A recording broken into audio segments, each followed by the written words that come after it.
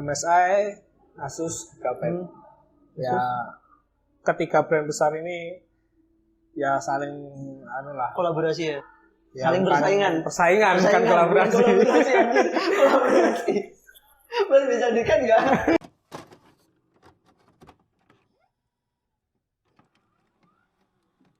Oke, balik lagi ke channel kita di sini di seperempat jalan ketika angka memaksamu dewasa. Oke, di sini masih dengan saya Febian dan di samping saya di sini ada narasumber kita dari teman yang dulunya sudah sekian lama nggak ketemu dari mulai SMP ya bro ya. Dari mulai SMP ya sekitar 2000 SMA kita masih gabung ya bro. Ya, SMA masih gabung. Lepas itu berarti setelah lulus SMA ya. Tapi walaupun SMA kita beda kelas, SMP pun juga kita beda kelas sebenarnya. Cuma satu hobi, dulu sama-sama seneng utek-utek terkait komputer men. Nah di sini saya undang buat kita bahas kerjaan dia yang sekarang dan mungkin perjalanan sampai kita bisa ketemu lagi gitu bro. Udah berapa tahun, berarti 2012 kan bro? 2012 lulus SMA. 2012 lulus SMA sampai baru ketemu kemarin. Iya. Ya, sampai lu nikah aja gue nggak diundang kan? Serius. Itu gara-gara corona atau gimana bro? Iya, gara-gara corona pasti. Gara-gara corona pasti. Gara-gara corona nikah pun teman sendiri nggak diundang men. Serius. Ya. Jadi 2012 sampai 2020 hampir 8 tahun kita nggak ketemu dan ini baru ketemu. Ya. Perjalanan panjang. Siapakah dia? Dia adalah Aditya Indra. Ya, bisa kenalkan diri sendiri aja deh, bro. Oke, terkait profil lu sebenarnya gimana? Ya kan? Itu. Boleh silakan kamera mana yang on? Oke, kamera 2. Siap. Oke. Perkenalkan, saya Aditya Indra. Saya sekarang bekerja di MSI Indonesia. MSI Indonesia. Tepatnya sekitar 2,5 tahun yang lalu. Saya mulai bergelut di dunia IT di MSI. Yes. Dan sampai sekarang. Luar biasa. Lamanya udah dari apa? 2,5 tahun. 2,5 tahun ya? Udah 2,5 tahun. Karena lu kuliah dulu kan, men? Ya, kuliah di Malang. Habis di Malang, terus lu pernah sebelum di MSI kayaknya pernah kerja di elektronik ya? Ya, di salah satu jadi tim review lah. Tim review. Di MSI. Ya. MSI itu kan produk sejenis perangkat lunak komputer ya, atau perangkat keras komputer. Perangkat keras. Berhubungan dengan gaming lah. Gaming bener. Karena dulu kita di SMP seneng nge-game ya kan. Kalau dulu kalian tahu Need for Speed yang di PC ya kan. Dia pertama kali main di tempat lu bro, serius. Anjir keren banget Need for Speed Underground 1. Ya inget gue. Terus Underground 2 PC mulai agak naik ya kan. PC agak naik. Pernah review game juga ya kan. Itu kayak gitu. Nah, kegiatan-kegiatan lu bisa sampai ke MSI itu ceritanya gimana sih? Ya mulai saya waktu jadi reviewer, setelah review gamer atau perangkat komputer juga. Perangkat komputer ya, juga. Ada VGA, ada motherboard, monitor, segala macam perangkat komputer atau gaming. Nah, setelah itu saya berhenti, dan setelah berhenti saya apply di MSI, ya, alhamdulillah keterima di MSI. Alhamdulillah keterima di MSI. Ya. Itu dari perusahaan mana sih bro sebenarnya? Bukan Indonesia kan yang MSI asli Taiwan. Asli Taiwan. Ya. Kok bisa sampai ke Taiwan nih bro? Biasanya kan mungkin lo cari yang mungkin yang ada di Indonesia deh. Tapi memang dia brandnya Taiwan, cuma di sini memang ada orang Indonesia sendiri yang perwakilan di Indonesia. Ya. Soalnya di Indonesia kan dibagi. Waktu itu ada se-Indonesia ada 7 orang MSI. Nah itu dibagi per area. Ya, saya bagian Jawa Timur. Khususnya Surabaya bukan? Oh Jawa Timur? Ya semua Jawa Timur, cuma base-nya di Surabaya. Base-nya di Surabaya, berarti stay lu di Surabaya berarti? Iya, stay-nya di Surabaya. Dan enaknya lu kayaknya kerja nggak harus ngantor deh. Lo pernah bilang kan, Benar. lo kerja nggak harus di kantor. Ya. Itu yang bikin menarik di situ, ya kan? Kita biasanya dengan sibuk jam kerja dari mulai kayak gue nih ya kan, jam 8 sampai pulang jam 5, kadang larut. Loyalitas ya kan, bukan loyalitas tapi loyalitas sampai ya sedikit banyak kan memakan waktu lah di situ. Dan lu bisa di rumah ngerjainnya ini gimana sih? Ya karena gimana ya? Soalnya ya kita kerja under Taiwan ya. Under Taiwan, di Taiwan juga bos-bos semua di Taiwan, dan kita di sini untuk perwakilan untuk market seluruh Indonesia.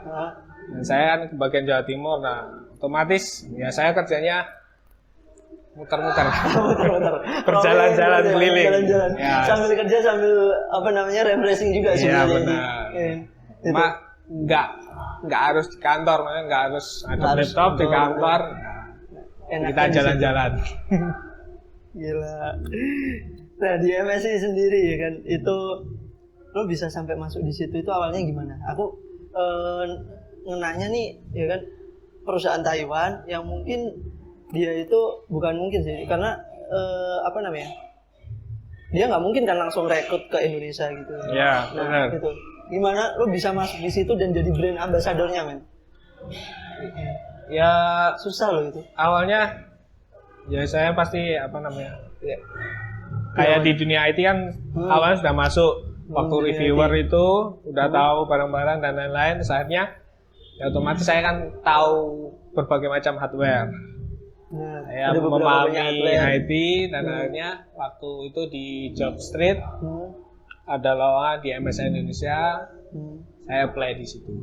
Di situ, gila. Dan kerennya nih, ya kan, katanya MSI itu nggak perlu ijazah yang mungkin S1, S2 gitu. Itu benar nggak sih? Ya sebenarnya gini, sebenarnya bukan MSI sih, dan semua orang juga tahu. Gimana tuh? Saya seperti Google, ya Google, Microsoft, ya itu semuanya murni skill ya? Iya, meng-hire orang itu murni dari skill mereka, bukan dari titel mereka itu. Soalnya orang sana, orang luar itu titel itu nggak ada harganya. Maksudnya nggak ada harganya. Ya buat apa misalnya kita hire orang tapi orang itu nggak bisa, nggak punya skill. Benar banget ya. Itu. Ya jadi mending kalau perusahaan luar, mending mereka meng-hire orang yang punya skill, yang bisa buat kerja buat mereka. Jadi dengan passion mereka, skill mereka, dia itu bisa direkrut gitu. Benar. Jadi, lebih baik memperkerjakan yang orang sesuai dengan passion, skill, jalan itu tanpa harus mandangin jasa dia gitu. Iya, benar.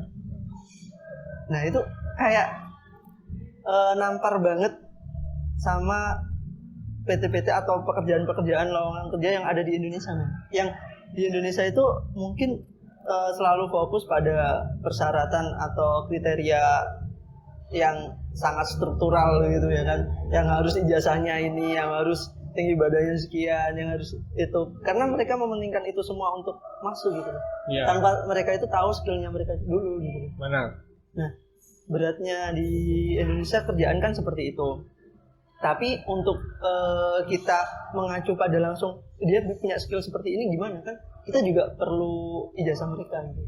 Kalau pendapat lu gimana sih kalau misalkan kayak gitu?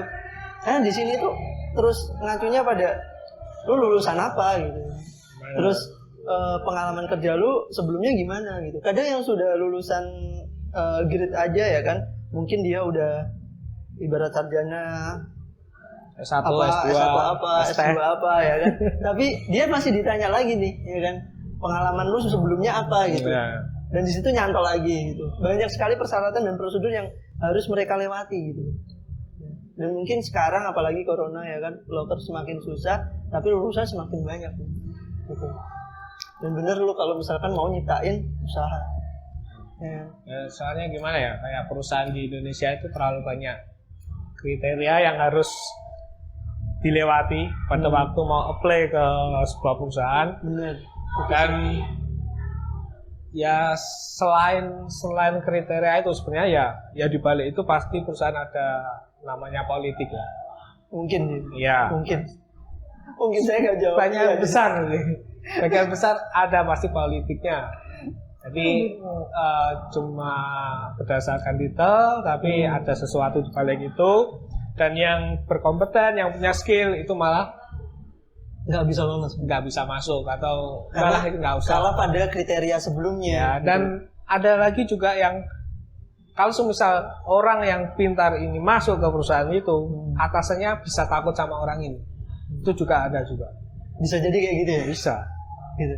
Jadi dia takut sama mungkin karyawan baru yang bisa jauh lebih pintar daripada dia. Benar. Gitu. Bisa jadi nih. Ya. Mungkin kerjaanku sedikit banyak di bidang itu, jadi gue nggak begitu mau ngomong banyak ya. Takutnya nanti bisa kebawa di kerjaan. Cuma saya di sini netral karena saya nanggepin keluhan dari luar sana memang sangat susah sekali untuk mendapatkan suatu pekerjaan. Apalagi di zaman yang sekarang yang corona merajalela, orang aja masih lanjut kerja atau kontrak aja udah bersyukur, ya gitu. Untuk nggak di PHK aja mereka udah bersyukur gitu loh. Benar. Ya kan, gitu. Kan banyak sekali di tahun-tahun ini yang mungkin kerjanya bagus tapi di PHK. Benar. Ya kan, kerjanya bagus di PHK. Yang dekat malah nggak di PHK. Iya kayak gitu. Solusinya ya memang kita wirausaha gitu. Iya memang. Wirausaha gitu. Kalau lu nggak pengen kerja disuruh orang. Iya. Gitu. Ya. Tapi kembali lagi hire contoh rekrutmen orang-orang yang di luar sana itu menarik gitu untuk diterapkan di Indonesia. Kenapa sih Indonesia nggak bisa nerapin kayak gitu, bro? Ya, apa belum bisa sampai ke situ, men? Ya karena otak-otaknya yang atas-atas itu masih belum sampai ke situ. Mungkin mau merubah ke mindset yang seperti itu tuh susah. Terus ke bawah yang lama. Iya, karena mereka mau meng-hire apalagi yang perusahaan besar atau apapun lah. Atau di pemerintahan apalagi. Meng-hire orang itu pasti ada sesuatu di balik itu. Iya. Ada udang di balik batu. Iya. Iya kan?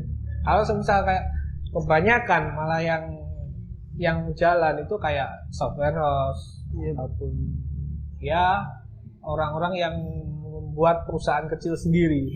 Kayak UMKM berarti ya, men? Ya bisa dibilang seperti itu. Itu malah mereka itu meng-hire orang yang benar-benar bisa. Punya skill ya? Ya punya skill, bukan yang kayak punya titel lah atau lain-lain. Soalnya mereka butuh benar-benar buat kerja, butuh buat menghasilkan sesuatu. Iya. Jadi intinya itu kita belum mengacu pada poinnya ya. Jadi kita hanya berbasis dengan apa yang sudah struktural. Iya. Benar ya? Kalau misalkan kita pada poinnya nih ya kan, misalkan suatu perusahaan itu minta pada poinnya dia bisa ngerjakan sesuatu yang ini dan fokus pada ini, mungkin bisa diterapkan ini. Ya kan?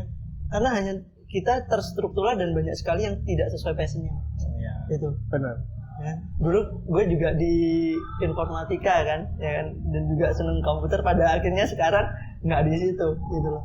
Ya, kebawa kerjaan dan akhirnya mau nggak mau jadi makanan sehari-hari dan pada akhirnya kita nyaman nggak nyaman kita harus dibuat nyaman gitu. Iya. Karena tuntutan sekarang.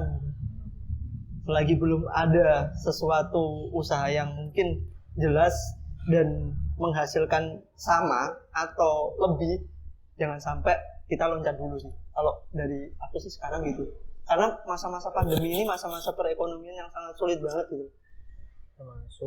Sulit banget. Orang bisa bertahan hidup ya. Orang bisa bertahan hidup, makan cukup dan lain sebagainya, enggak. Ini aja udah senang banget sekarang. Iya. Gitu. Tapi dari sini semua gerak gitu loh. Semuanya gerak. Dari orang usia apapun, dari kalangan apapun, semua jadi ikut berpikir bagaimana kehidupan mereka ke depan. Iya. Benar nggak sih? Benar. Ya kan? Kalau dari lu gimana? Ya kalau dari pandemi ini ya, kalau menurutku orang jadi positifnya dari pandemi ini menurutku orang jadi lebih berpikir ke masa depan. Oh bisa gitu bro? Ya soalnya gini, jadi mereka tuh karena istilahnya kepepet. Iya.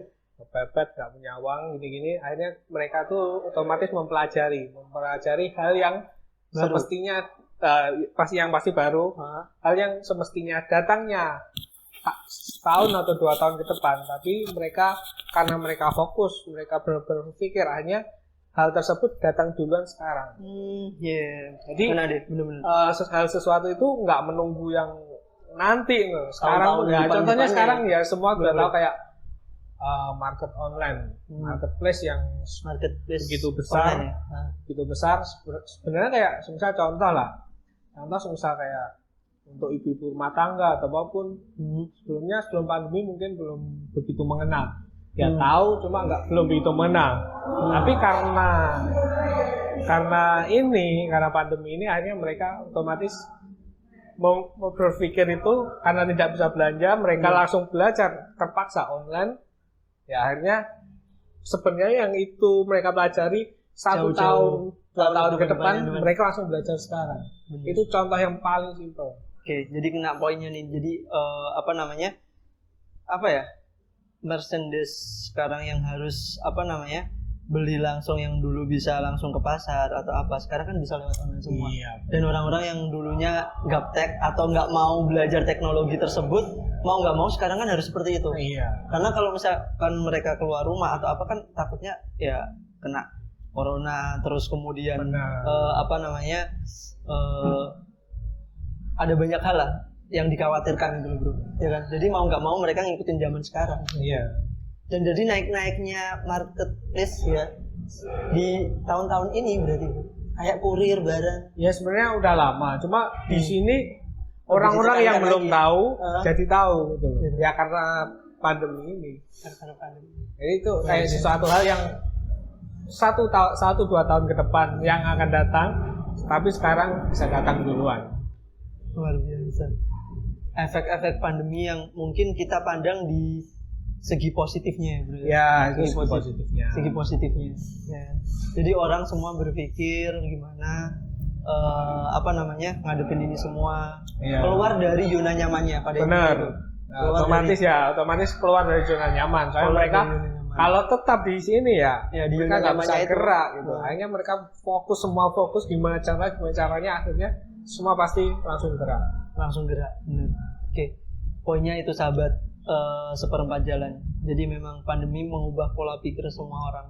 Nggak peduli usia berapapun, seperti kita yang berada di seperempat jalan ini di usia-usia 21 sampai dengan 25. Namun di usia-usia yang lebih tua pun mereka pun juga ikut berpikir gimana caranya mereka tetap bisa bertahan di keadaan pandemi ini. Ya.